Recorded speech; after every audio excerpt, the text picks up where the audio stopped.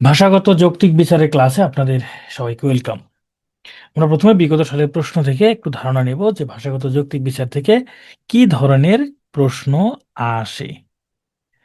50তম BCS দেখেন একটা প্রশ্ন আসছে যে একটা বাক্সের মধ্যে একটা পেন্সিল আছে। আচ্ছা, আমরা এই প্রশ্নগুলো এখানে সলভ করে ফেলি। হ্যাঁ, 50তম বিসিএস যে প্রশ্নটা আসছে, একটা বাক্সের মধ্যে একটা পেন্সিল আছে, তার মানে একটা বাক্স আছে, এর ভিতরে একটা পেন্সিল আছে। বাক্সটি একটা তাকের উপরে, ধরেন একটা তাক আছে, সেই তাকের উপরে বাক্সটা রাখা আছে।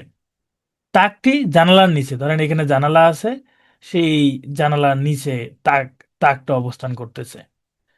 ঠিক আছে, তাহলে নিচের কোন বাক্যটি উপরে বর্ণনার জন্য প্রযোজ্য হবে? মানে পেন্সিলটা তাহলে জানালার নিচে, অপশনগুলোর মধ্যে ছিল পেন্সিলটা জানালার নিচে। তো এই ধরনের প্রশ্নের উত্তর আপনি পড়লেই পারবেন। তারপরে দেখেন 50তম বিসিএস আর একটা প্রশ্ন আসছে যে একটা কঠিন ঘনক অর্ধেক পানির উপর অর্ধেক পানির নিচে ভাসছে।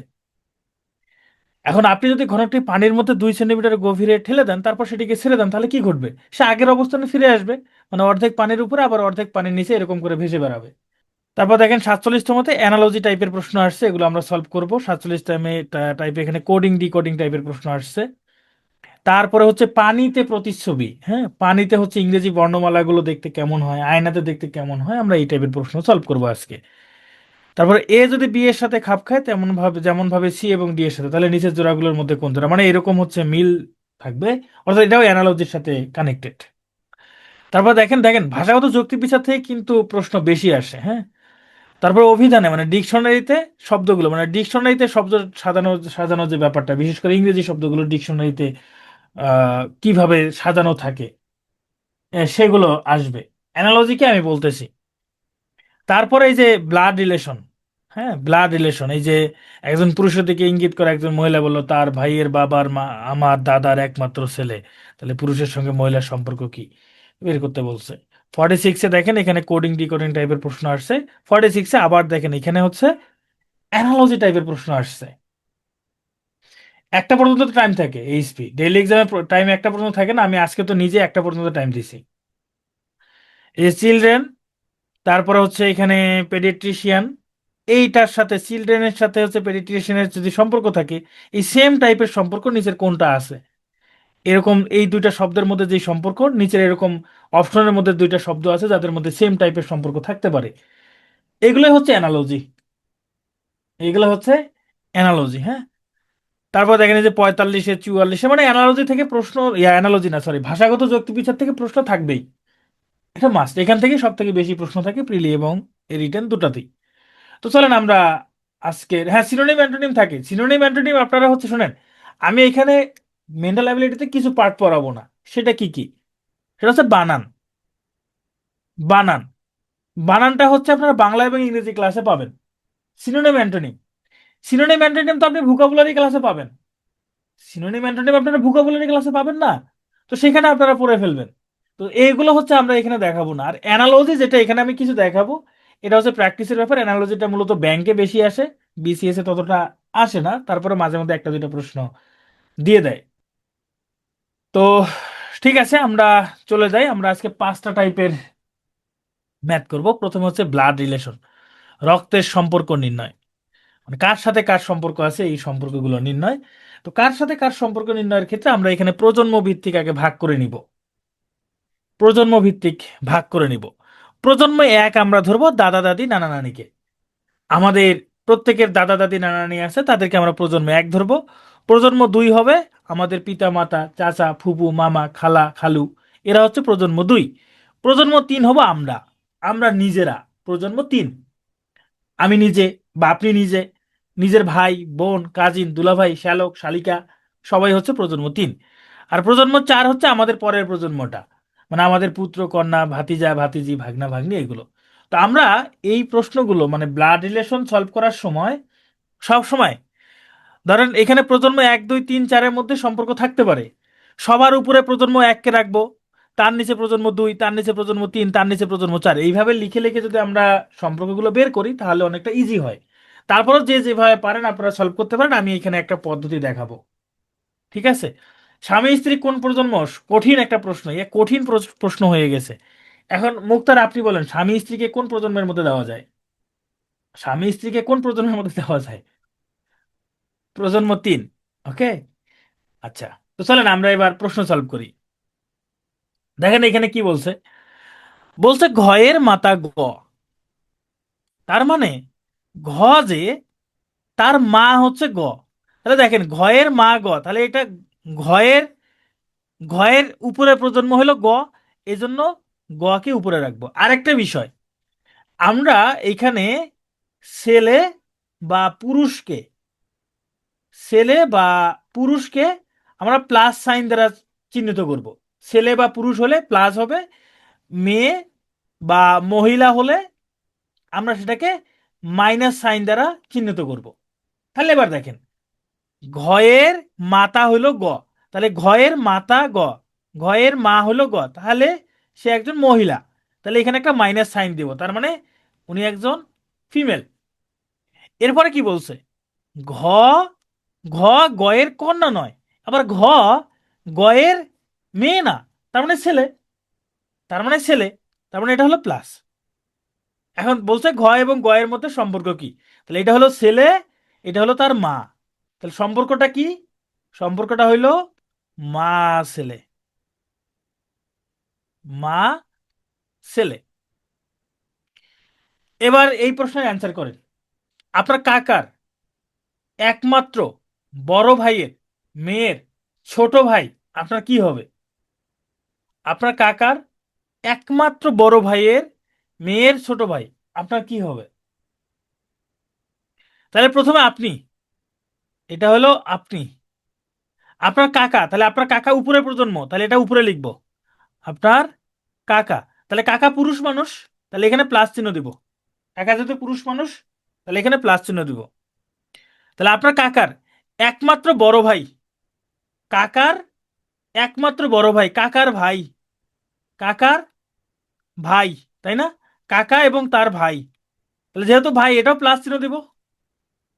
কাকার, আপনার কাকার একমাত্র বড় ভাইয়ের মেয়ের, বড় ভাইয়ের মেয়ে, বড় ভাইয়ের মেয়ে, মেয়ের ছোট ভাই, এই মেয়ের ছোট ভাই, মেয়ের কি ছোট ভাই, মেয়ের ছোট ভাই আপনার কি কি হবে?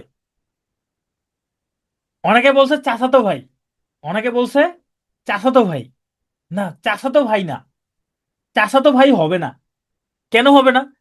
এটা হচ্ছে আপনি আপনার কাকার একমাত্র ভাই, মানে আপনার চাচার একমাত্র ভাই। আপনারা ধরেন আপনার চাচা আছে, আপনার চাচার একটা মাত্র ভাই, তাহলে আপনার চাচার যে একটা ভাই সেটা কি আপনার বাবা হবে না? সেটা কি আপনার বাবা হবে না? অবশ্যই আপনার বাবা। তা আপনার বাবার মেয়ে, আপনার বাবার মেয়ে মানে আপনার বোন, আপনার বোন, আপনার বোনের ভাই মানে আপনারও ভাই, আপনারও ভাই। এটা হইতে পারে আপনারও ভাই অথবা আপনি নিজে, দুটোর যে কোনো একটা হইতে পারে। এটা হইতে পারে আপনার ভাই অথবা আপনি নিজে, এটা দুইটা উত্তর হতে পারে, ভাই অথবা আপনি নিজে, আপনি নিজে। অপশনে দুইটার মধ্যে যে কোনো একটা থাকবে, অপশন দুইটার মধ্যে যে কোনো একটা থাকবে, সেটাই উত্তর হবে। হ্যাঁ নিজেও হইতে পারে তো, নিজেও হইতে পারে। না একমাত্র বললে তখন আমি নিশ্চিতভাবে বলতে পারতাম, এখন একমাত্র নাকি দুই মাত্র সেটা তো জানি না, একমাত্র নাকি দুই মাত্র সেটা তো আমরা জানি না। মুন্না, জ্যাঠাতো ভাইয়া তো হতে পারে যদি কাকা অনেকগুলো থাকে। ভাইরে, আপনার কাকার একটা মাত্র ভাই আছে, আপনার আপনার অনেকগুলো কাকা কিভাবে থাকে বলেন তো? আপনার কাকার একটা মাত্র ভাই, এই যে একমাত্র ভাই। আচ্ছা এবার আমরা আরেকটা প্রশ্ন সলভ করি চলেন। আপনি কার বাবার মেয়ের ছেলে? বলুন তো, আপনি কার বাবার মায়ের ছেলে, মেয়ের না মায়ের ছেলে, আপনার কার বাবার মায়ের ছেলে? আপনি কার বাবার মায়ের ছেলে? কোনটা হবে? অনেকে বলছে ভাগ্নে, অনেকে বলছে ভাতিজা, এই কোনটা হবে বলেন? আপনি কার বাবার মায়ের ছেলে, কার বাবার মায়ের ছেলে? এটা অবশ্যই ভাতিজা হবে। দেখেন, এই ভাতিজার, আপনার ভাতিজার, ভাতিজার বাবা মানে আপনার ভাই, আপনার ভাই, তা আপনার ভাইয়ের মা মানে আপনারও মা। এখন ভাগ্নে হবে বোনের, ভাগ্নে হবে বোনের, এইটা হবে না, এইটা হবে না, তাহলে এটা ভাতিজা অ্যান্সার। আচ্ছা, একটু একটু সহজ প্রশ্ন চাই, চলেন একটু সহজ প্রশ্ন আমরা সলভ করি। এখানে বলছে ক ক্ষয়ের পুত্র, গ এবং ঘ, গ এবং খ, গ পরস্পর বোন, ঘ হচ্ছে গয়ের মা, চ হচ্ছে ঘয়ের পুত্র। প্রশ্ন হচ্ছে চ এবং ক এর মধ্যে সম্পর্ক কি? খুবই সহজ একটা প্রশ্ন, চলেন আমরা এটা সলভ করি। ক ক্ষয়ের পুত্র, দেখেন ক ক্ষয়ের পুত্র, ক্ষয়ের পুত্র, তাহলে এখানে আমি যদি খ দেই, ক্ষয়ের পুত্র হইল ক, যেহেতু পুত্র বলেই দিছে তাহলে আমরা এখানে প্লাস সাইন দিব, ছেলে বা পুরুষের ক্ষেত্রে প্লাস, মেয়ে বা মহিলার ক্ষেত্রে মাইনাস সাইন দিব, তাহলে বুঝতে সুবিধা হবে। তাহলে বলছে ক হইল ক্ষয়ের পুত্র, তাহলে আমরা সবসময় প্রজন্মটা উপরে লিখবো। মামুন আমি তো বারবার বলতেছি, পুত্র এ কি ছেলে না? আমি বলতেছি ছেলে বা পুরুষের জন্য, এটা আমরা বের করার জন্য এটা টেকনিক আমি ফলো করতেছি। ছেলে বা পুরুষের জন্য প্লাস সাইন দিব, না হলে তো পরে কোনটা ছেলে কোনটা মেয়ে আপনি তো খুঁজে পাবেন না। ছেলে বা পুরুষের জন্য প্লাস সাইন দিব, এটা চিহ্নটা দিব আমি, আপনি অন্য কোনো চিহ্ন দিতে পারেন। আর মেয়ে বা মহিলার জন্য আপনি মাইনাস সাইন দিবেন, তাহলে এটা বুঝতে সুবিধা হবে কোনটা মেয়ে কোনটা ছেলে, বুঝতে সুবিধা হবে। তাহলে ক হইলো ক্ষয়ের পুত্র, আচ্ছা ক হইলো ক্ষয়ের পুত্র, তাহলে যেহেতু ক্ষয়ের পরের প্রজন্ম হইলো ক, এই জন্য নিচে লিখলাম।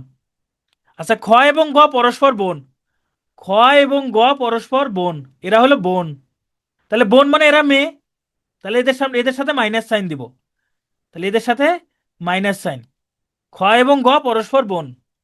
আবার ঘ গয়ের মা, গয়ের মা হইলো ঘ, গয়ের মা, মা মানে তাহলে এখানে মাইনাস সাইন দিব, গয়ের মা হইলো ঘ, তাহলে এই গয়ের যদি মা হয়, গয়ের যদি মা হয় তাহলে ক্ষয়েরও মা।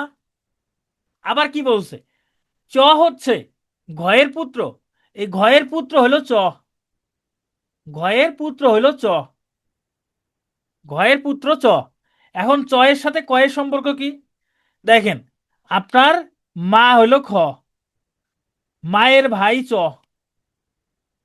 মায়ের ভাই চ, তাহলে ক এবং চ এর মধ্যে সম্পর্ক কি?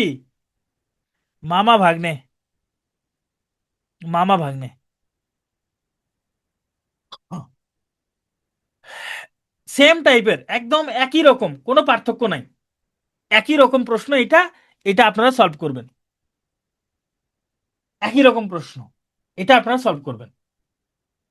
এবার দেখেন এখানে কি বলছে, একজন মহিলা একজন পুরুষকে ইঙ্গিত করে বললেন, ওই পুরুষের পিতা, ওই পুরুষের পিতা হলেন আমার শ্বশুর, তাহলে পুরুষটির সাথে মহিলার সম্পর্ক কি?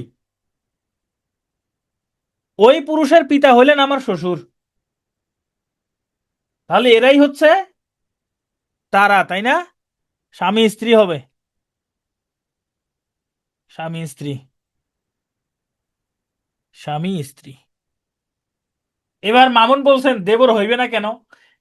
হ্যাঁ দেবর হইতে পারে, দেবরও হইতে পারে, দেবর ভাবিও হইতে পারে, অপশনের মধ্যে দেবর যদি না থাকে, হ্যাঁ ভাসুরও হইতে পারে, ভাসুরও হইতে পারে। এখন অপশন দেখতে হবে, অপশন দেখে অ্যান্সার করতে হবে, ঠিক আছে?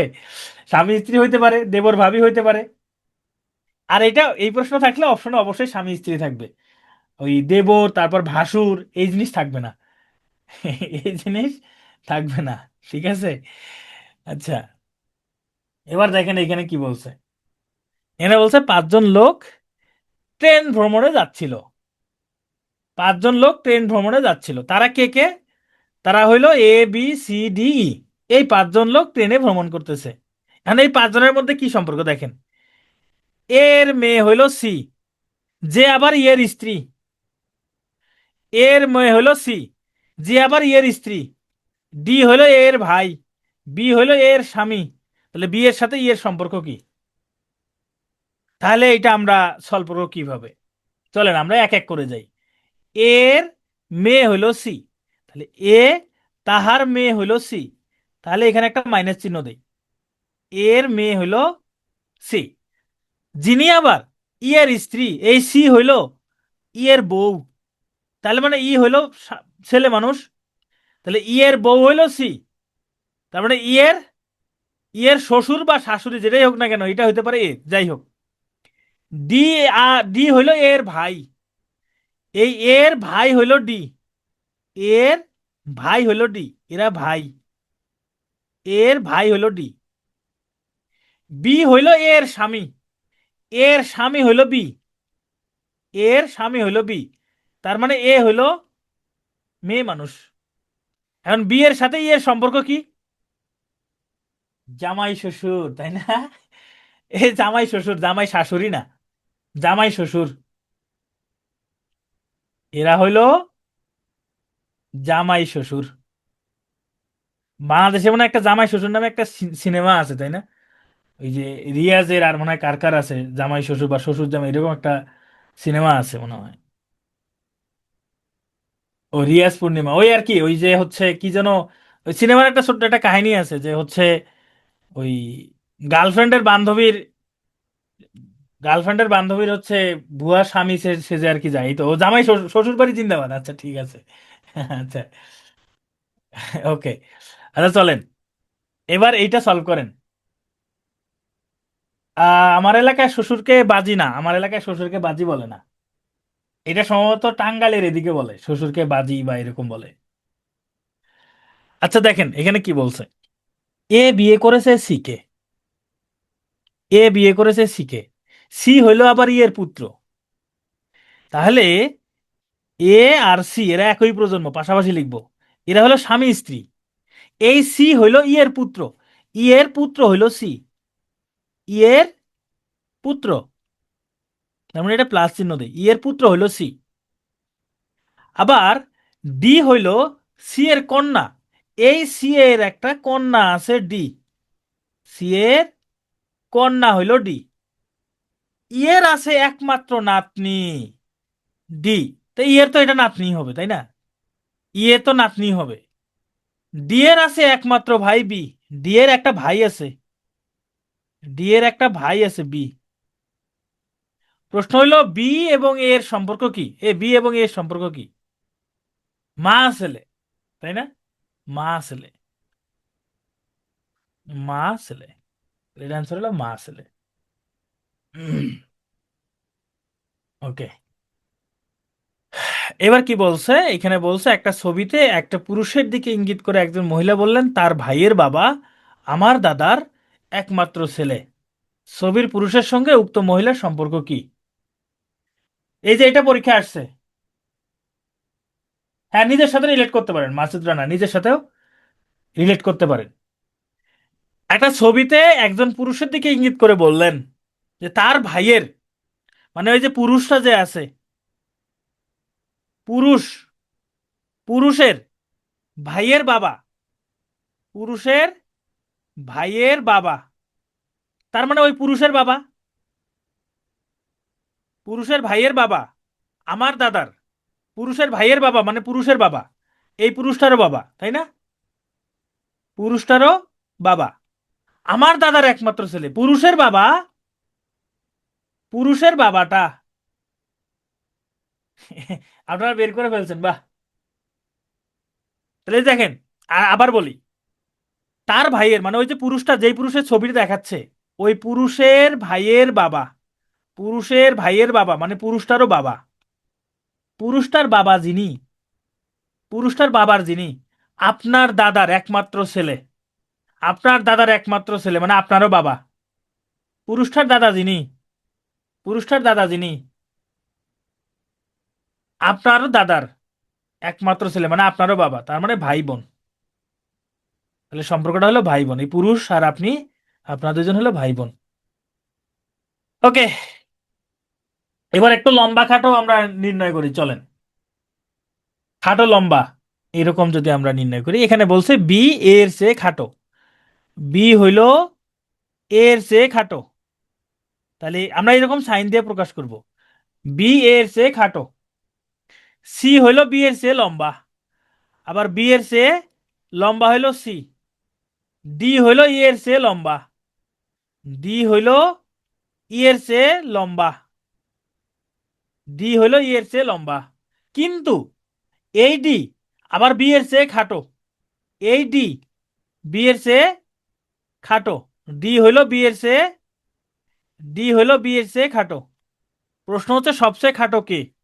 তাহলে এই পাশের গুলো হলো খাটো, এই পাশের গুলো খাটো, এই পাশের গুলো লম্বা, তাই না? এখন সবচেয়ে খাটো চাইছে, তাই না? সব থেকে খাটো। এখন এই দিকে যারা আছে তাদের মধ্যে দেখেন তো, এই যে বি আছে, বি কি এইদিকে আছে? মানে লম্বার দিকে বি আছে কিনা দেখেন। দুই দিকে যেটা আছে ওটা বাদ দিবেন। এই যে বি এইদিকেও আছে এইদিকেও আছে, তাহলে এটা বাদ। তার মানে বি কারো না কারো থেকে লম্বা। এই যে বি দুই দিকে আছে, এটাও বাদ। তারপর দেখেন ডি এইদিকেও আছে এইদিকেও আছে, তার মানে ডি কারো না কারো থেকে লম্বা আছে, তাহলে এটাও বাদ। একমাত্র ই, একমাত্র ই যে লম্বার দিকে নাই। তাহলে সব থেকে খাটো হইল ই, সব থেকে খাটো ই। না, আপনারা যেভাবে খুশি বের করতে পারেন, সমস্যা নাই। আচ্ছা বলেন তো সব থেকে লম্বা কে? সব থেকে লম্বা কে? কেন সি হইতে পারে না? সি বা এ যে কোনো একটা হইতে পারে। এখানে সব থেকে লম্বা এ বা সি যে কোনো একটা হইতে পারে। এখন কোনটা আমরা জানি না, এই দুটার মধ্যে যে কোনো একটা হইতে পারে সব থেকে লম্বা। আচ্ছা দেখেন ই খাটো কেন? ইটা খাটোর দিকে আছে, শুধুমাত্র একাই খাটোর দিকে আছে, এ লম্বার দিকে নাই। এখন দেখেন বি এখানে খাটো, ঠিক আছে, কার থেকে? এর থেকে খাটো। কিন্তু এই বি আবার ডি এর থেকে লম্বা। তার মানে সব থেকে খাটো এ হইতে পারবে না, সব থেকে খাটো এইটা হইতে পারবে না। কারণ এই কারো না কারো থেকে লম্বা তো, কারো না কারো থেকে লম্বা, সব থেকে খাটো এ হইতে পারবে না। এই জন্য আমরা দেখব খাটো বের করতে বলছে, খাটোর দিকে এমন কেউ আছে কিনা যে লম্বার দিকে নাই। একমাত্র ই যে লম্বার পাশে নাই, এটাই অ্যান্সার। এবার এটা এটা সলভ করেন। এই যে ডি ই থেকে লম্বা, তাহলে আমরা এক পাশে রাখবো লম্বা, আর এক পাশে রাখবো খাটো। এক পাশে লম্বা রাখবো আর এক পাশে খাটো রাখবো, ঠিক আছে? এখন ডি হচ্ছে ই থেকে লম্বা, তাহলে ই থেকে লম্বা হইল ডি। তারপরে এ সি থেকে খাটো, খাটো এ হইলো সি থেকে খাটো, যে সি থেকে খাটো হইলো এ। সি থেকে ই খাটো, সি থেকে আবার ই খাটো, এ আবার বি থেকে লম্বা, এ আবার বি থেকে লম্বা। প্রশ্ন বলছে সবচেয়ে লম্বা কে? দেখেন সবচেয়ে লম্বা কে, কোথাও ভুল হয়েছে নাকি? আর একবার দেখি তো। ডি ই থেকে লম্বা, এই যে ডি ই থেকে লম্বা, ডি ই থেকে লম্বা, এ সি থেকে খাটো, এ হইল সি থেকে খাটো, হ্যাঁ এ খাটো। সি হইল, সি হইল ই থেকে খাটো, সি হইল ই থেকে খাটো, সি ই থেকে খাটো। এইখানে ভুল হয়েছে, এইখানে ভুল হয়েছে, সি হইল ই থেকে খাটো, এইবার ঠিক আছে। হ্যাঁ সি তো খাটোতে যাবে, এ বি থেকে লম্বা। এখন দেখেন লম্বার দিকে যারা আছে এদের মধ্যে একমাত্র ডি বাদে বাকি সবাই খাটোর মধ্যে আছে। যে সি, সি এইদিকেও আছে খাটোর দিকেও আছে, তাহলে সি সবার থেকে লম্বা হইতে পারবে না। এই যে ই, ই এই দিকেও আছে খাটোর দিকে আছে, ই সবার থেকে লম্বা হইতে পারবে না, এও এইদিকে আছে। একমাত্র ডি যে দুই দিকে নাই, ডি একমাত্র লম্বার দিকে আছে। তাহলে আমরা বলতে পারবো সবচেয়ে লম্বা, সবচেয়ে লম্বা হলো ডি। এটা হলো অ্যান্সার। ওকে, এবার আমরা টাইপ টুতে যাব, কোডিং, ডিকোডিং। সবচেয়ে খাটো কি? সবচেয়ে খাটো বি, হ্যাঁ রবিউল, সবচেয়ে খাটো হবে বি। Very good. আচ্ছা চলেন দেখেন, এখানে বলছে এই যে ফেস, এই শব্দটাকে 6135 দ্বারা সংজ্ঞায়িত করছে। ফেস মানে হলো 6135, মানে ফেসের মান। তাহলে ভাইয়ের মান কত? তার মানে এটা আমরা কিভাবে বের করব? দেখেন প্রথমে আছে এফ, এখানে আছে প্রথমে 6, তার মানে এফ এর পরিবর্তে লিখছে 6। তারপরে আছে এ, এখানে লিখছে 1, তার মানে এ এর পরিবর্তে লিখছে 1। এখানে তারপরে আছে সি, আর এখানে লিখছে 3, তাহলে সি এর পরিবর্তে লিখছে 3। এরপরে আছে ই, এখানে লিখছে 5, ই এর পরিবর্তে লিখছে 5। এখন দেখেন ইংরেজি বর্ণমালায় এ হলো 1 নাম্বার বর্ণ, তাহলে এর পরিবর্তে 1 লিখছে। এফ হলো 6 নাম্বার বর্ণ, এফ এর পরিবর্তে 6 লিখছে। সি হলো 3 নাম্বার বর্ণ, ই হলো 5 নাম্বার বর্ণ। তাহলে এই যে ভাই, বি এইচ এ আই, তাহলে বি হলো 2 নাম্বার বর্ণ, তাহলে 2 লিখবো।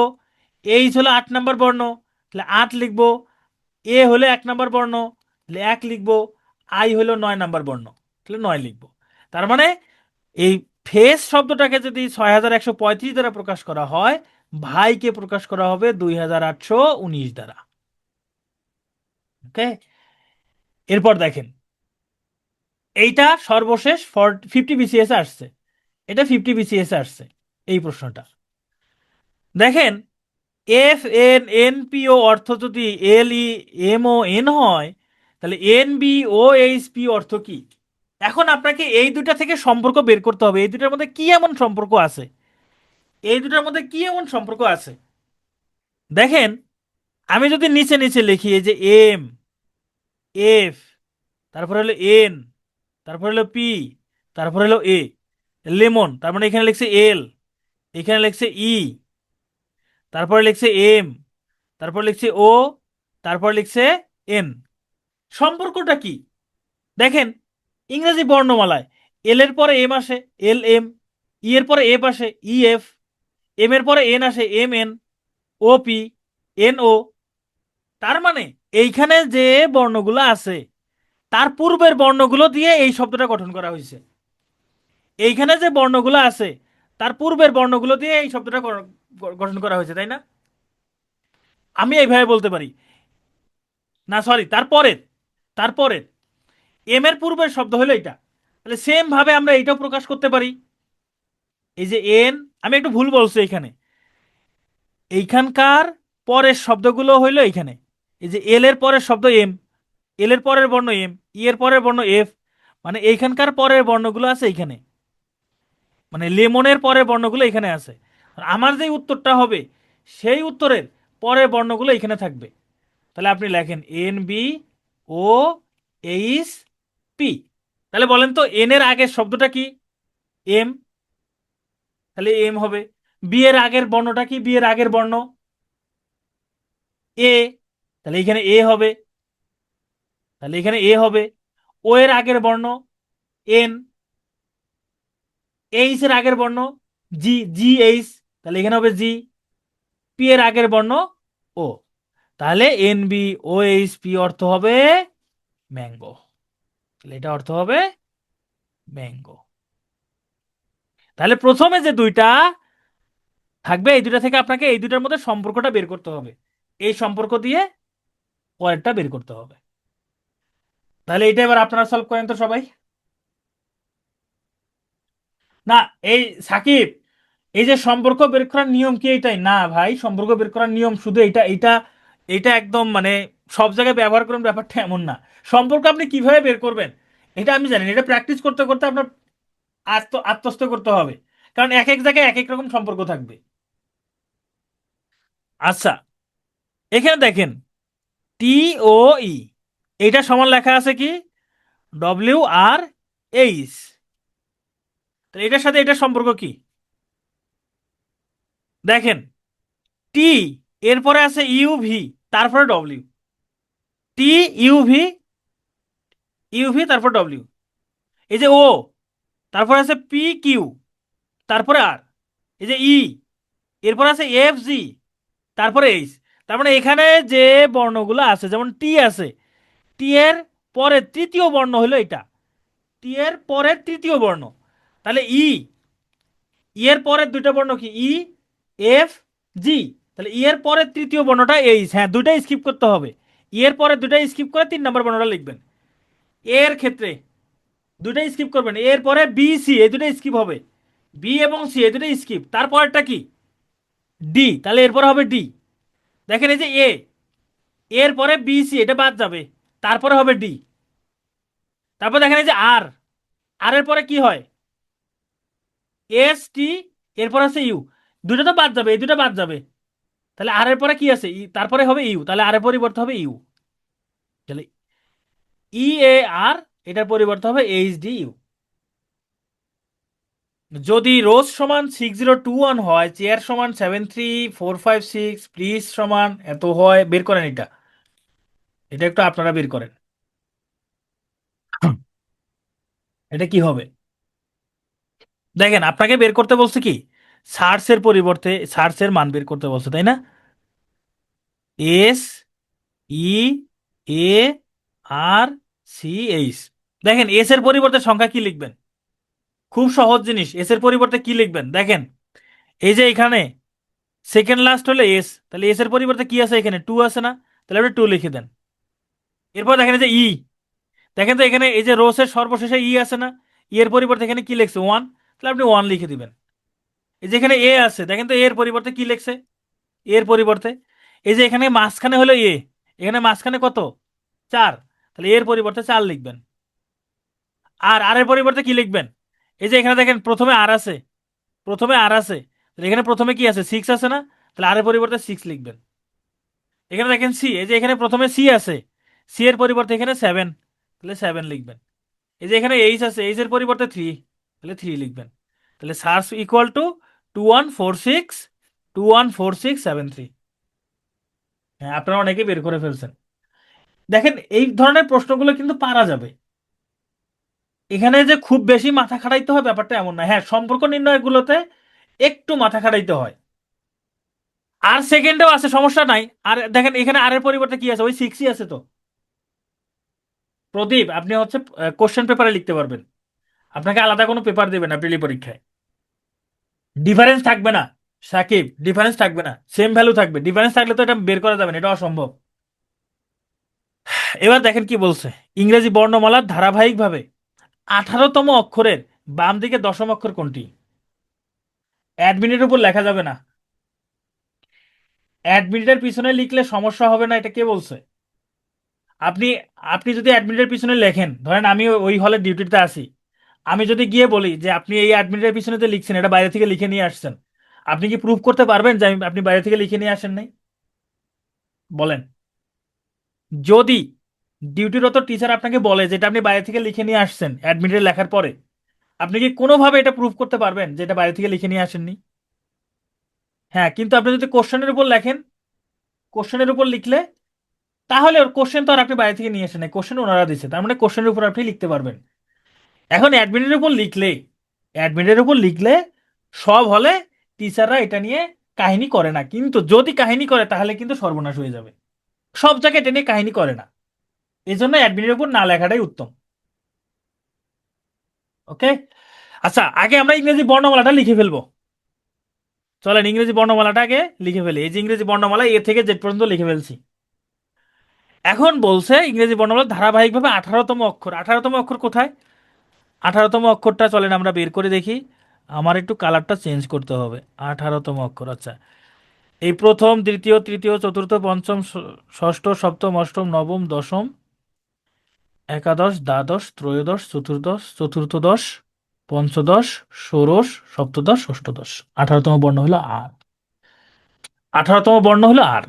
এই আর থেকে বাম দিকে দশম অক্ষর। আমি যদি বাম দিকে যাই, এটা হলো বাম দিকে প্রথম অক্ষর, বাম দিকে দ্বিতীয় অক্ষর, তৃতীয়, চতুর্থ, পঞ্চম, ষষ্ঠ, সপ্তম, অষ্টম, নবম, দশম। তাহলে দশম অক্ষরটা এইচ, অ্যান্সার হলো এইচ। হ্যাঁ সাফি, আপনি যেভাবে করছেন ওটাও করা যাবে। কেন আই না? আমি তো হিসাব করে দেখলাম, আমি তো হিসাব করে দেখলাম এখানে আই না কেন। তা দশতমই তো বলছে, এখানে দশতম বলছে না, দশতমই তো বলছে। আচ্ছা, আর এর এই যে ধরেন, আচ্ছা শুনেন আমি বলি, আর বাদ দিয়ে হিসাব করবেন কি করবেন না ভাই, এটা একটা কমন সেন্স। ধরেন এইখানে আছে পরি, এইখানে আছে সাদিয়া, হ্যাঁ, তারপরে আছে, তারপরে আছে ধরেন, তারপরে আছে ধরেন নাদিয়া। আচ্ছা বলেন তো, পরীর বাম দিকের প্রথম ব্যক্তিটাকে, পরীর বামে প্রথম ব্যক্তিটাকে, পরী নিজে নাকি সাদিয়া? বলেন তো। পরীর বামে প্রথম ব্যক্তিটাকে, পরীর বাম দিকে প্রথম ব্যক্তিটাকে, প্রথম ব্যক্তি পরীর বামে প্রথম ব্যক্তিটাকে। এই যে সাদিয়ে বলছে আমি, সাদিয়া বলতেছে আমি, ভেরি গুড। তাহলে পরীর বামে প্রথম ব্যক্তিটাকে সাদিয়া। তাহলে আর এর বামে প্রথম পণ্যটা কি, কিউ। এটা কিউ হবে। হ্যাঁ, তোফাইল। বিয়োগ করেও হবে, ঠিক আছে, 18 থেকে 10 বিয়োগ করে 8, অষ্টম অক্ষরটা বের করলেও হবে। হ্যাঁ, 1 থেকে 101-এর মধ্যে বললে 101 বাদ যাবে, ওকে। এবার দেখেন, এবার বলছে যদি ইংরেজি বর্ণমালাকে উল্টো দিকে লেখা হয়।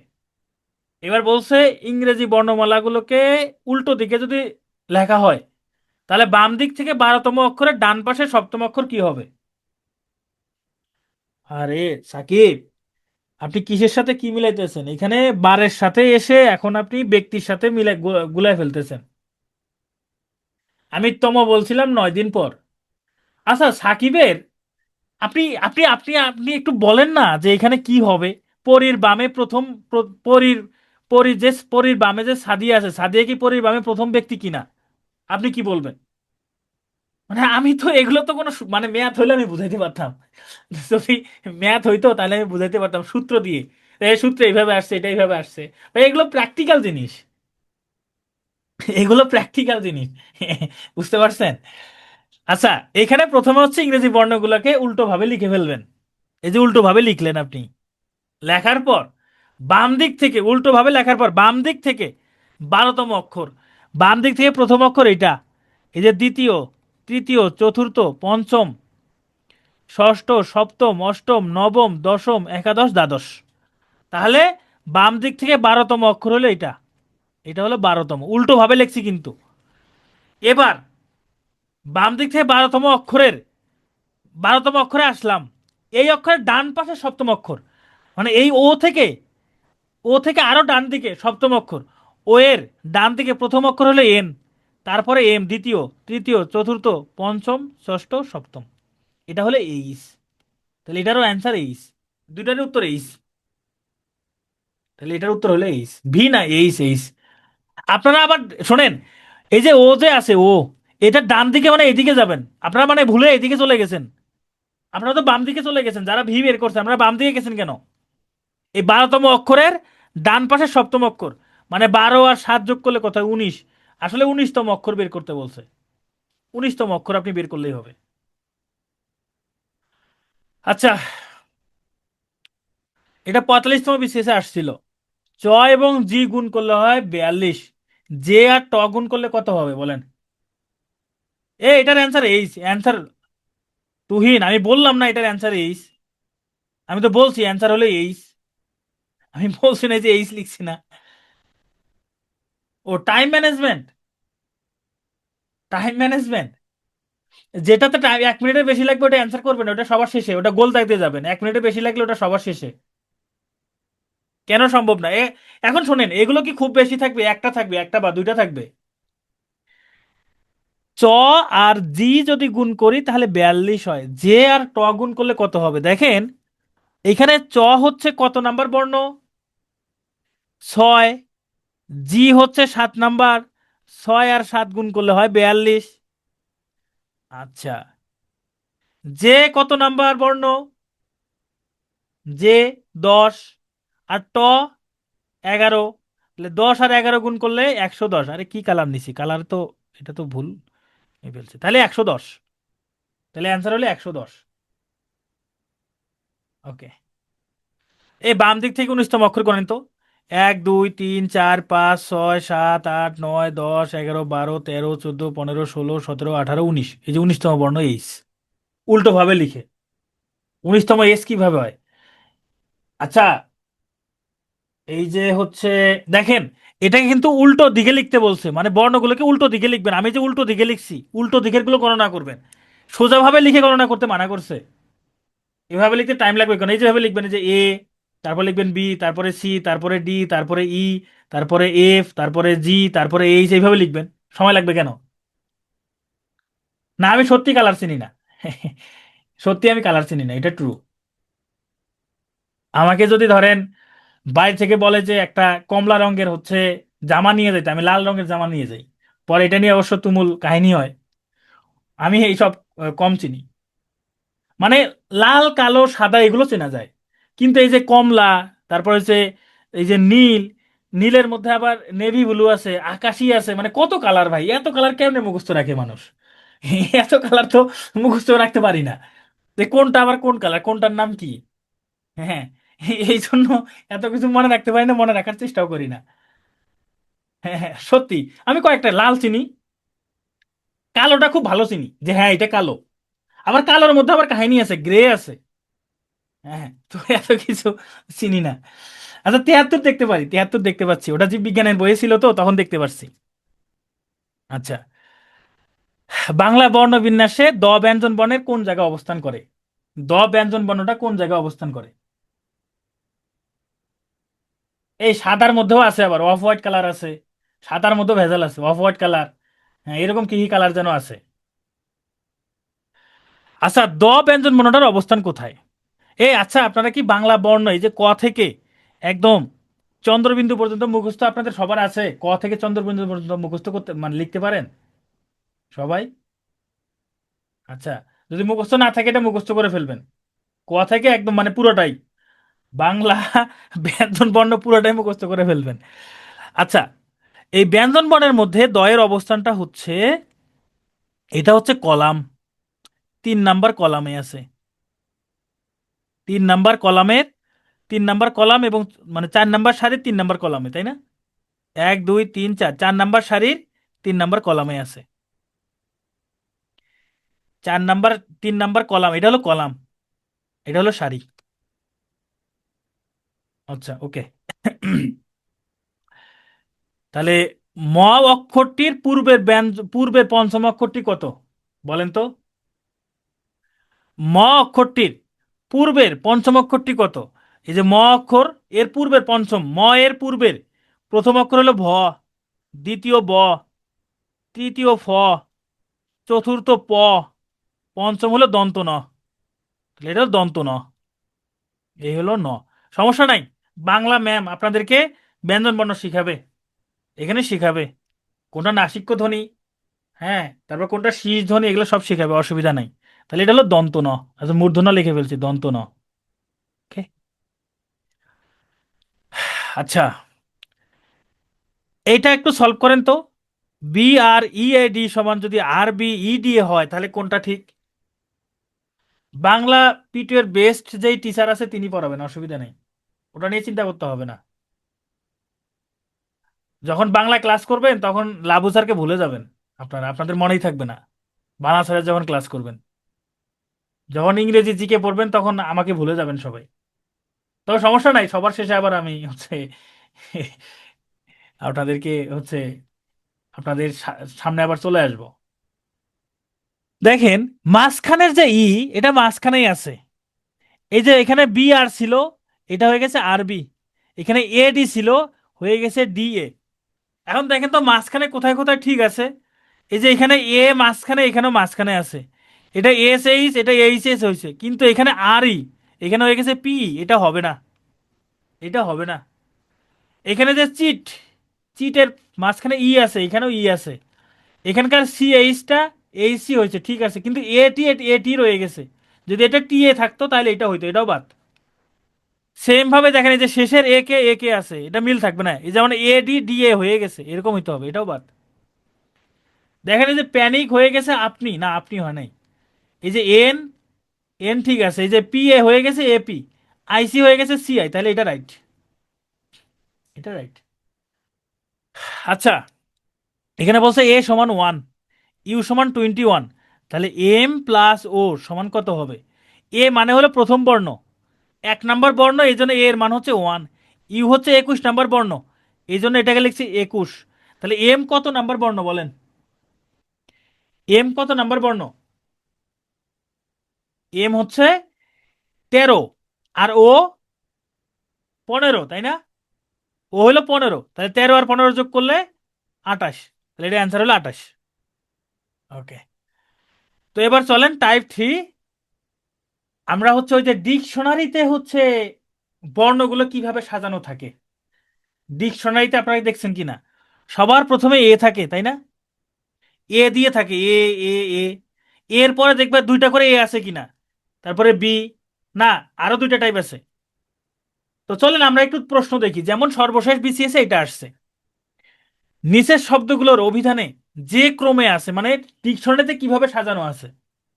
দেখেন সবগুলো শুরুতেই পি আছে, তাই না? এখানেও পি, এখানেও পি, এখানেও পি, এখানেও পি, এখানেও পি। আচ্ছা, এরপর দেখেন দ্বিতীয় বর্ণ, এখানে আছে আর, এখানে আছে এ, এখানে আছে ই, এখানে আছে আর, এখানে আছে ও। তাহলে দেখেন, তাহলে প্রথমে কি আছে? এ আছে না? তাহলে সবার প্রথমে যে সবগুলোতে পি আছে, কিন্তু এখানে এ আছে, তাহলে প্রথমে হবে তিন, তিন নাম্বারটা আগে হবে সবার আগে। এখানে যে শব্দগুলো আছে এগুলোর মধ্যে সবার আগে এ, এই তিন নাম্বার বর্ণটা হবে। কেন? পি এর পরে এ আছে, ইংরেজি বর্ণমালার মধ্যে প্রথম বর্ণ হচ্ছে এ, তাহলে তিন নাম্বারটা চলে আসলো। আচ্ছা, এবার আমরা তাহলে দেখেন তো, তাহলে এ আর ডি এই দুটো বাদ দিতে হবে না? এ এবং ডি নাম্বার অপশন পুরোটাই বাদ, তাই না? কারণ এটা চার দিয়ে শুরু হয়েছে, এটাও চার দিয়ে শুরু হয়েছে, তাহলে এ এবং ডি শুরুতেই বাদ। এখন থাকলো আমার দুইটা অপশন। দেখেন দুইটা অপশনের মধ্যে এটা তো তিন আছে, এটা তো তিন আছে, তারপরে কি আছে? পাঁচ, এটা চার। দেখেন তো পাঁচ এবং চারের মধ্যে কোনটা আগে হবে? এই পাঁচ এবং চারের মধ্যে কোনটা আগে হবে? এইখানে আছে ই, আর এখানে আছে ও, তাহলে পাঁচ হবে না? পাঁচ হবে না? ও এর অনেক আগে হচ্ছে ই, তাহলে পাঁচ হবে। তার মানে আমার দেখেন, তাহলে তিন পাঁচ, তিনের পরে পাঁচ আসবে, তাহলে এটাও হবে না। তাহলে মানে এটাই উত্তর, বাকিগুলো আর টেস্ট করার দরকার নাই, বাকিগুলো আর চেক করার প্রয়োজনই নাই, তাহলে এটাই হবে উত্তর, তাহলে এটাই উত্তর। আচ্ছা, আমরা আরেকটা দেখি, যারা বুঝতে পারেননি সমস্যা নেই, এবার আরেকটা দেখেন। যারা বুঝতে পারেননি আপনারা মনে হয় কখনো ডিকশনারি দেখেন নাই, তাই না? মানে ডিকশনারিতে কখনো শব্দ খুঁজে খুঁজে দেখেন নাই, মানে ডিকশনারিতে কখনো শব্দ খুঁজে দেখেছেন? আমরা যখন হচ্ছে হাই স্কুলে পড়তাম তখন তো ওই যে মোবাইল ছিল না, তখন আমরা বাজার থেকে ডিকশনারি বই কিনতাম, অক্সফোর্ড ডিকশনারি পাওয়া যাইতো। তো এই অক্সফোর্ড ডিকশনারি, হ্যাঁ, এই ডিকশনারি যারা পড়ছে তাদের জন্য এটা খুবই সোজা। হ্যাঁ, লাল রঙের, কালারটা লাল ছিল, পকেট ডিকশনারি ছিল, যারা পড়ছেন তাদের জন্য সহজ হবে। এখন শোনেন, ডিকশনারিতে বর্ণগুলো সাজানো থাকে এই অ্যালফাবেটের ক্রম অনুযায়ী। সবার প্রথমে এ দিয়ে যত শব্দ আছে এগুলো থাকবে, যত শব্দ এ দিয়ে আছে সেগুলো থাকবে। এখন এ দিয়ে থাকলেই হবে না, এর পরে বি আছে না? দেখেন ধরেন একটা শব্দ আছে, ধরেন এই যে আবির, ধরেন আবির একটা শব্দ, আর একটা হলো আখি। তাহলে আবির এবং আখিরের মধ্যে কোনটা আগে থাকবে জানেন? আবির আগে থাকবে। কেন? এর পরে বি আছে, এর পরে কে আছে, তাহলে বি এবং কে এর মধ্যে কোনটা আগে? কে আগে না? না বি আগে? অবশ্যই বি আগে হবে ইংরেজি বর্ণমালার মধ্যে, তাহলে আবির সবার আগে হবে। হ্যাঁ, এই যে ফয়সাল একটা কথা বলছে, আপনারা যে মোবাইল নাম্বার সেভ করেন, মোবাইল নাম্বারটা সেভ করেন, মোবাইল নাম্বারটা সিরিয়াল হয় কিভাবে? মোবাইল নাম্বারটা সিরিয়াল হয় কিভাবে? আমার এক চাচা আছে, চাচার নাম হচ্ছে আব্বাস। হ্যাঁ, চাচার নাম হচ্ছে আব্বাস।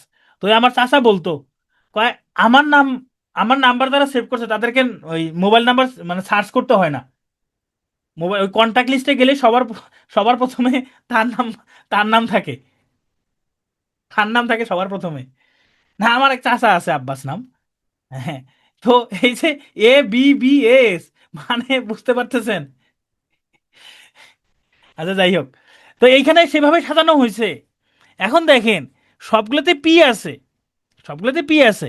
এখন দ্বিতীয় বর্ণটা আমি দেখব, এখানে দ্বিতীয় বর্ণ আর, এখানে এই যে প্রথমটাতে আর, তারপরে হচ্ছে এ, তারপরে হলো ই, তারপরে হলো আর, তারপরে হলো ও। এখন বলেন তো এগুলোর মধ্যে কোনটা সবার আগে হবে? সবার আগে কোনটা? এ আগে না? এ আগে না? অবশ্যই এ আগে হবে। তাহলে এ কোথায় আছে? তিন নম্বরে আছে এ, তাহলে সিরিয়ালে তিন আগে আসবে, তাহলে তিন আসবে, সিম্পল হিসাব। এবার দেখেন এর পরে কি আসবে? ই আসবে, এর পরে ই আছে না? ই আসবে, তাহলে ই আছে কত? পাঁচ নম্বরে, তাহলে পাঁচ আসবে। এর পরে ই আছে, তারপরে ই আসবে।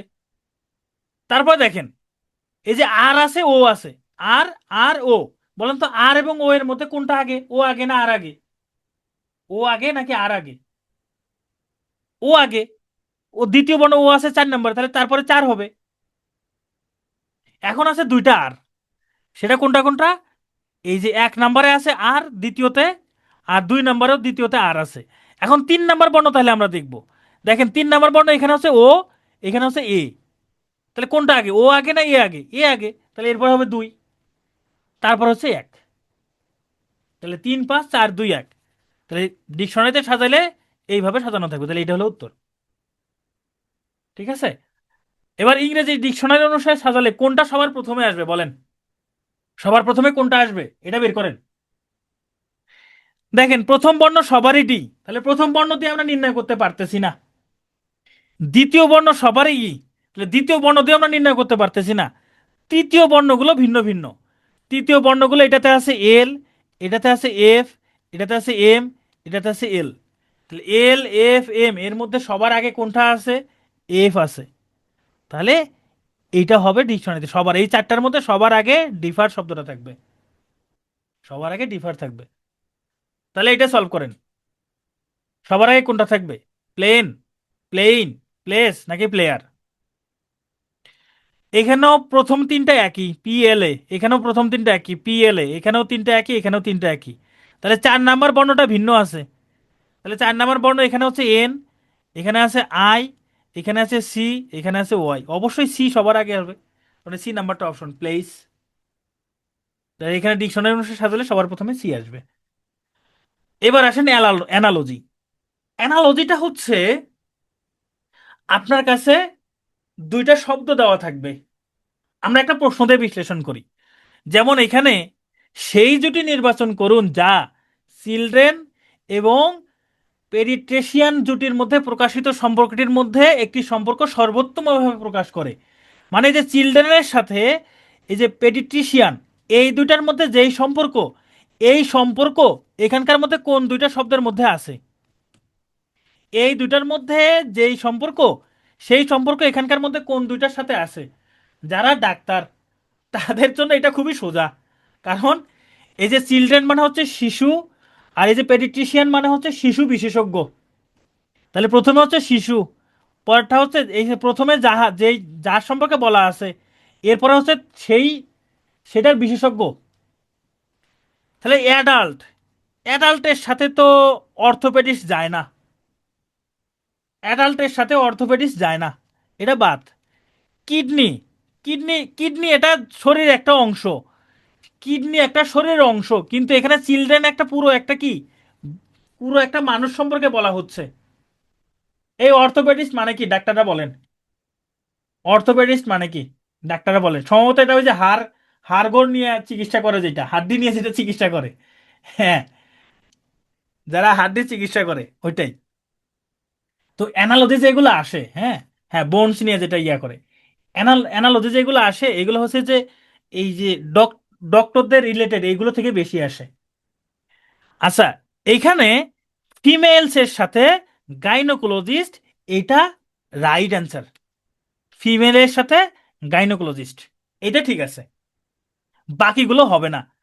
এই যে স্কিন, স্কিন মানে হলো ত্বক, ডার্মাটোলজিস্ট মানে ত্বক বিশেষজ্ঞ, ত্বক বিশেষজ্ঞ। এখন এটার সাথে এটা মিলবে না কেন? তাহলে এটা তো স্কিন, তাহলে এটা স্কিন বিশেষজ্ঞ, এটা স্কিন বিশেষজ্ঞ। আর এটা হলো শিশু, শিশু বিশেষজ্ঞ, তাহলে এটার সাথে তো এটা মিলে যাচ্ছে। কিন্তু তারপরে এটা উত্তর হবে না। কেন হবে না? কারণ হচ্ছে স্কিন হচ্ছে শরীরের একটা অংশ, এটা বডির পার্ট একটা। কিন্তু এখানে চিলড্রেন কিন্তু কোনো বডির পার্ট না, চিলড্রেন একটা পুরো একটা বডিকে বোঝাচ্ছে। সেম ভাবে এই যে ফিমেলস, এটা তারা পুরো একটা বডিকে বোঝাচ্ছে, পুরো একটা মানুষকে বোঝাচ্ছে। তাহলে এটাই হবে অ্যান্সার, ফিমেলস এর সাথে গাইনোকোলজিস্ট, এটাই হবে অ্যান্সার।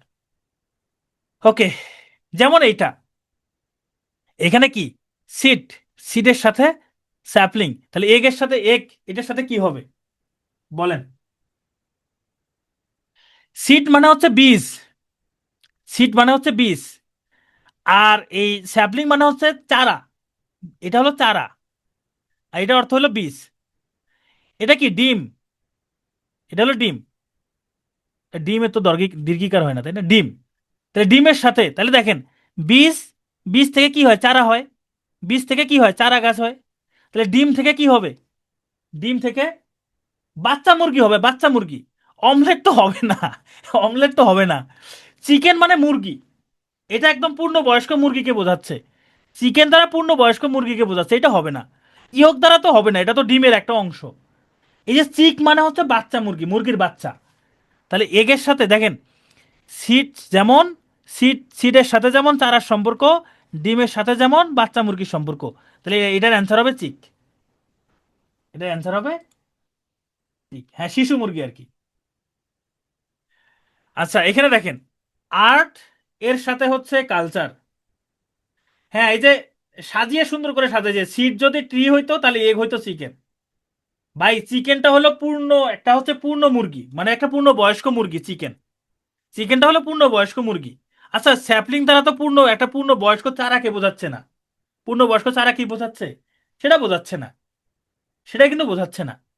তো অ্যানালজির মধ্যে কিন্তু এরকম মনে হবে যে এটা তো আরেকটা উত্তর হচ্ছে, এরকম কিন্তু কনফিউশন থাকতে পারে। অ্যানালজি সব থেকে বেশি আসে ব্যাংকে, বিশেষে কমই আসে। আচ্ছা, এখানে দেখেন, আর্ট হলো কালচার, তাহলে ট্রেনিং কি হবে বলেন? ট্রেনিং কি হবে? এক্সপার্ট, স্কিল, এডুকেশন নাকি এক্সটেনশন? দেখেন, কালচার মানে হলো, কালচার মানে হলো সংস্কৃতি, তাই না? কালচার মানে হলো সংস্কৃতি। এই সংস্কৃতি বা কালচারের একটা পার্ট, কালচারের একটা পার্ট হলো আর্ট।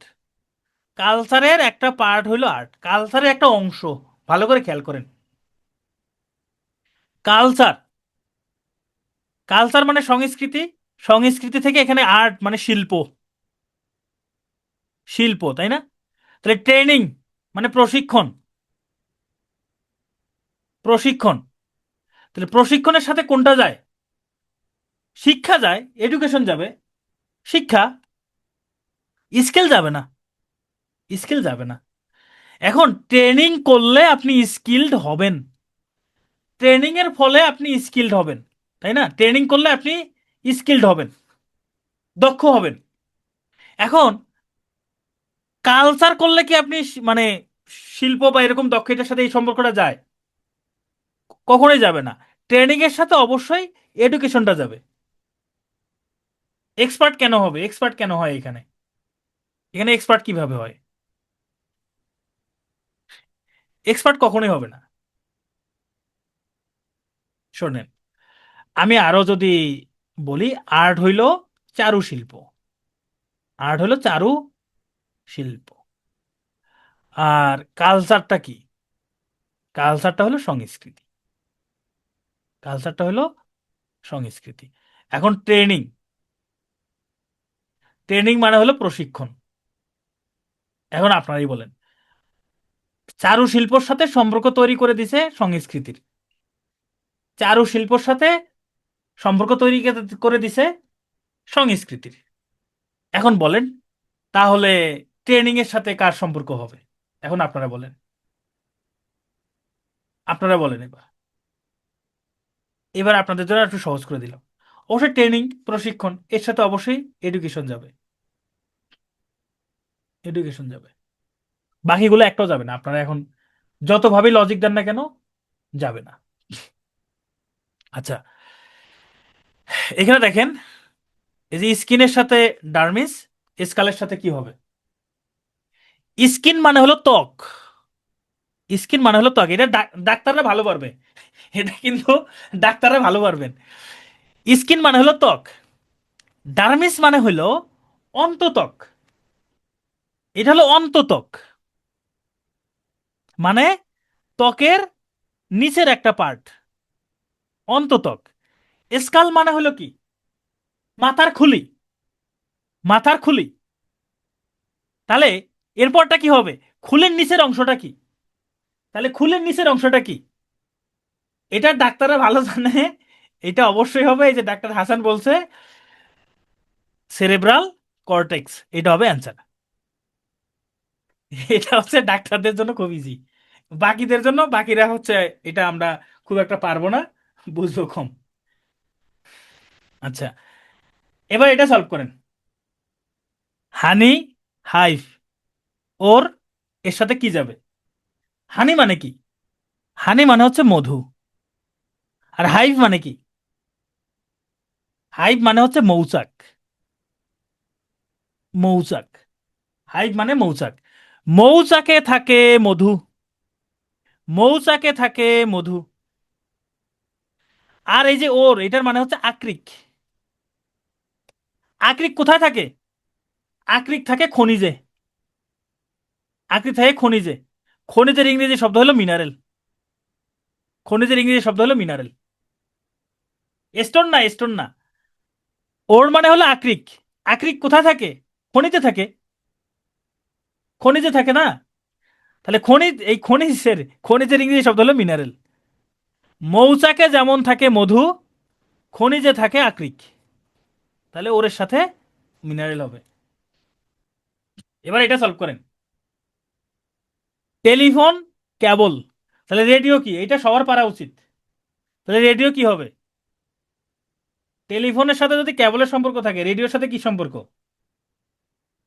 টেলিফোন কেবলের দ্বারা সংযুক্ত হয়, আর রেডিও ওয়্যারলেস। রেডিওর সাথে কোনো তার নাই তাহলে রেডিও ওয়্যারলেস। এটা খুব সোজা আছে। আচ্ছা, এটা সলভ করেন এবার। এবার বাংলা। বিভা কিরণ, তাহলে সুবলিতর সাথে কি সম্পর্ক? বিভা কিরণ। বিভা এবং কিরণ এই দুটো হলো সমার্থক শব্দ। এই দুটো হলো সমার্থক শব্দ। তাহলে সুবলিত, এটা সমার্থক শব্দ কি? সুবলিত সমার্থক শব্দ হলো সুগঠিত। সুবলিত এর সমার্থক শব্দ হলো সুগঠিত। তাহলে বিভা এবং কিরণ এরা যেমন সমার্থক শব্দ, তাহলে পরেরটা অবশ্যই সমার্থক শব্দ হবে। তাহলে সুবলিতর সমার্থক শব্দ সুগঠিত। ঠিক আছে। আচ্ছা, আমি আরো আরো বাংলা আছে। এবার বলেন। বিদ্যুৎ, আলো। তাহলে মনীষা কি হবে? এই সুগঠিত মানে কি বলেন? সুগঠিত মানে জানেন না? তাহলে সুগঠিত মানে যেটা, সুবলিত মানে সেটাই। বিদ্যুৎ আর আলো যদি হয়, তাহলে মনীষার সাথে কি হবে? বিদ্যুৎ আর আলো এরা হলো সমার্থক শব্দ। বিদ্যুৎ আর আলো এরা হলো সমার্থক শব্দ। মনীষা আর বুদ্ধি, মনীষার সাথে বুদ্ধি, মনীষা এবং বুদ্ধি এরা হলো সমার্থক শব্দ। মনীষা এবং বুদ্ধি এদের সমার্থক শব্দ। তাহলে মনীষার সাথে বুদ্ধি যাবে, তাহলে এটা অ্যান্সার। মনীষা অর্থই বুদ্ধি। আচ্ছা, এবার দেখেন। চলন চলিত, চলন চলিত। তাহলে চরিত্র কি হবে? দুশ্চরিত্র।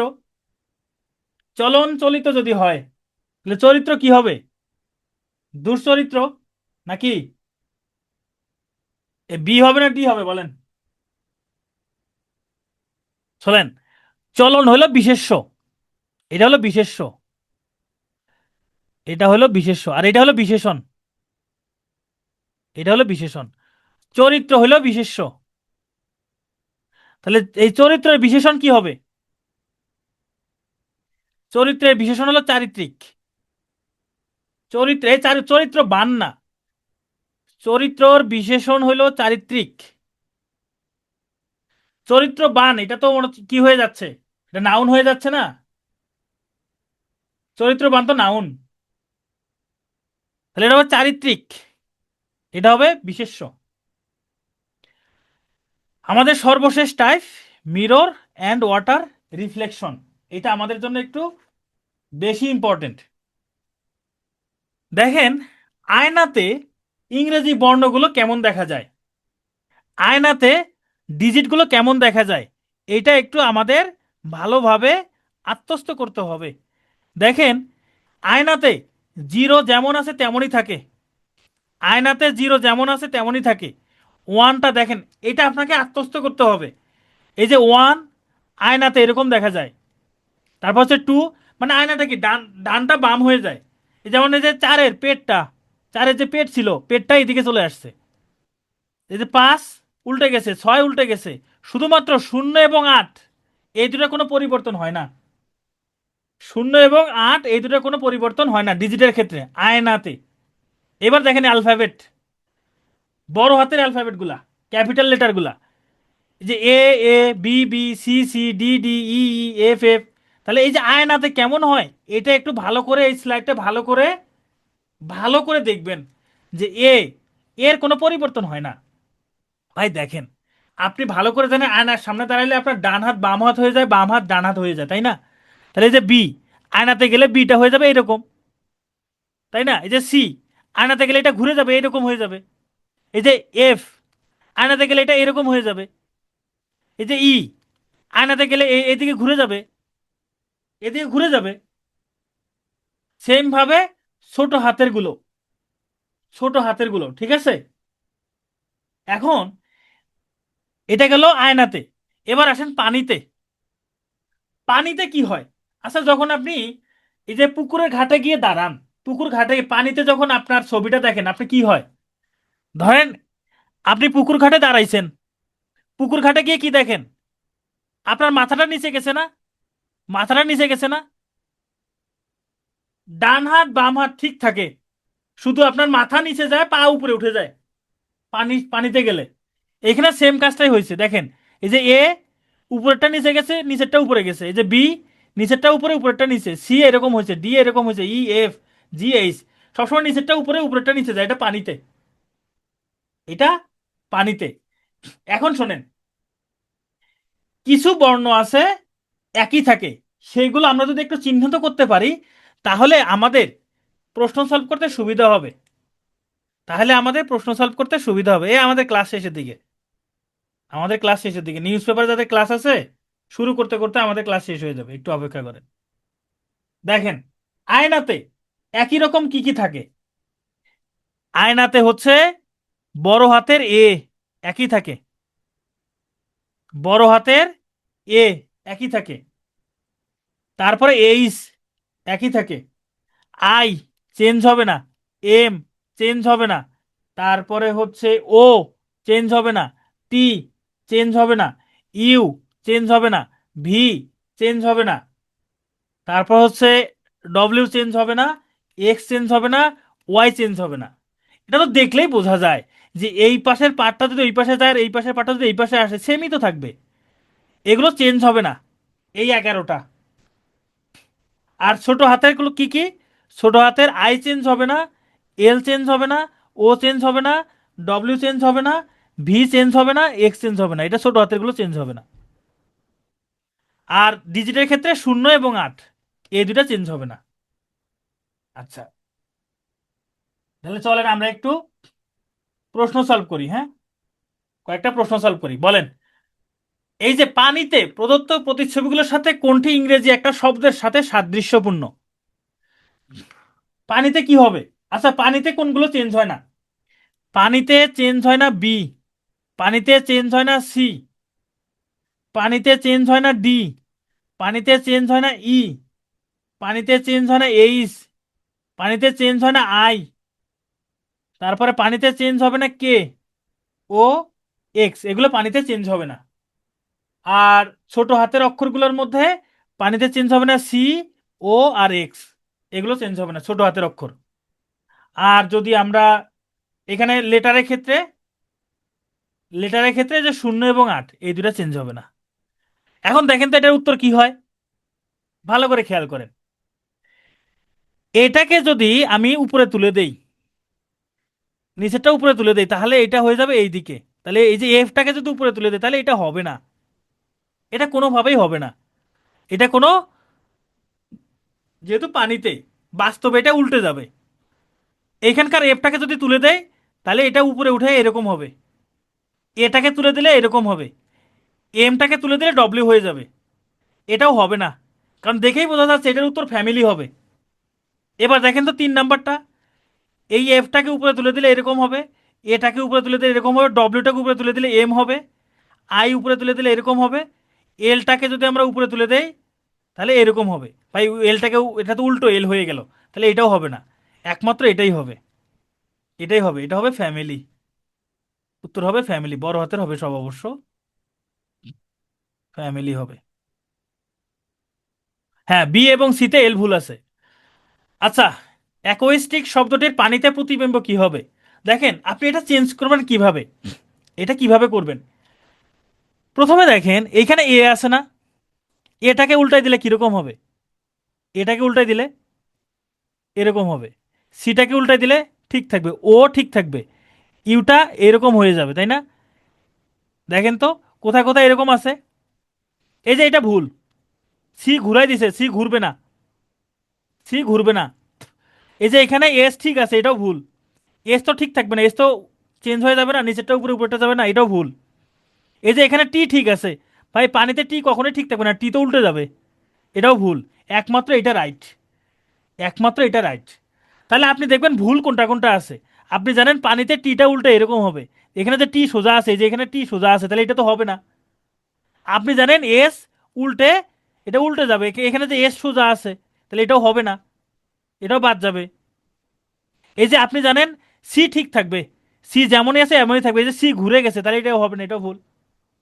বি এবং সি এর ডিফারেন্স, বি এবং সি এর ডিফারেন্স, এস এস এর দিকে তাকান, নির্জন এস এর দিকে তাকান, এস দূরে দেখেন, এস বি এবং সি এর মধ্যে এস দেখেন, এস এই এস দেখেন, এস দুটোর মধ্যে ডিফারেন্সটা পেয়ে যাবেন। এবার এটা এটা এটা করেন। সুপারভাইজার, সুপারভাইজার শব্দটির আয়নায় দেখলে প্রতিফলিত রূপ কোনটি হবে? তাহলে প্রথম কথা হচ্ছে আয়নায় দেখবেন, এই আর চলে যাবে সামনে, আর চলে যাবে সামনে, তাই না? সামনে চলে যাবে, শুধু কি সামনে চলে যাবে? এটা আরটা ঘুরে এরকম হবে। এখন দেখেন তো আর ঘুরে এরকম কোথায় কোথায় আছে? এই যে এটা ভুল, কেন? প্রথমে এস আছে। আপনি জানেন আয়নার সামনে দাঁড়ালে আপনার ডান হাত বাম দিকে যাবে, বাম হাত ডান দিকে যাবে, তাহলে এই যে আরটা সামনে চলে যাবে না, এসটা সবার শেষে যাবে। তাহলে এখন দেখেন এটার প্রথমে এস আছে, এটা ভুল। এটার প্রথমে এস আছে, এটাও ভুল। তাহলে থাকলো এই দুইটা, এই দুইটার মধ্যে এটাও ভুল। কেন ভুল? আয়নার সামনে গেলে আরের যে পেটটা বা আরের যে পাটা, এটা ঘুরে এই দিকে আসবে, একমাত্র এটাতে আছে, ঘুরে গেছে। আর এটা কি হয়েছে? এটা তো আর তো উল্টে গেছে, এটা পানিতে পানিতে এরকম দেখা যাবে আর, এটাও ভুল। তাহলে একমাত্র এ কারেক্ট। তাহলে দেখেন শুধুমাত্র আর দিয়েই, শুধুমাত্র আর দিয়েই বাকি সবগুলো আমরা ভুল প্রমাণিত করে ফেলছি। তাহলে তো আমার আর কোনো অসুবিধা নাই। পেইন্টেড শব্দটির আয়নায় কেমন দেখা যাবে? পেইন্টেড শব্দটি আয়নায় কেমন দেখা যাবে? এই যে সাফি যেটা বলছে, সাফি যেটা বলছে, শব্দটা হচ্ছে খাতায় লিখে পেজের পিছনের দিকে দেখলেই উত্তর পাওয়া যাবে, হ্যাঁ। আয়নার ক্ষেত্রে এই শব্দটা যদি পেজের মধ্যে লেখেন, খাতার মধ্যে, খাতার মধ্যে যদি লেখেন, লিখে দাগ হবে না, উল্টো দিকে দেখলে আপনি উত্তর পেয়ে যাবেন আয়নার মধ্যে। তাহলে এটার অ্যান্সার কি হবে দেখেন, ডি সবার প্রথমে যাবে, ডি সবার প্রথমে আসছে, ঠিক আছে, ঘুরেও গেছে। ইও আসছে, ঘুরেও গেছে। এবার দেখেন এই যে টি, এটা উল্টে গেছে, এটা হবে না, এটা হবে না। এই যে এন এখানে ঠিক আছে, এন ঘুরে নাই, এন ঘুরে নাই, এটাও হবে না, এটাও ভুল। তাহলে এই দুটার মধ্যে বি এবং ডি এর মধ্যে যে কোনো একটা হবে, বি এবং ডি এর মধ্যে যে কোনো একটা হবে। তার মধ্যে দেখেন ডি এর মধ্যে যে ইটা সোজা আছে, ই তো সোজা থাকবে না, আয়নার মধ্যে ই এরকম, এটা এইদিকে হয়ে যাবে, তাহলে এটাও হবে না, একমাত্র বি কারেক্ট। আল্লাহ হাফেজ।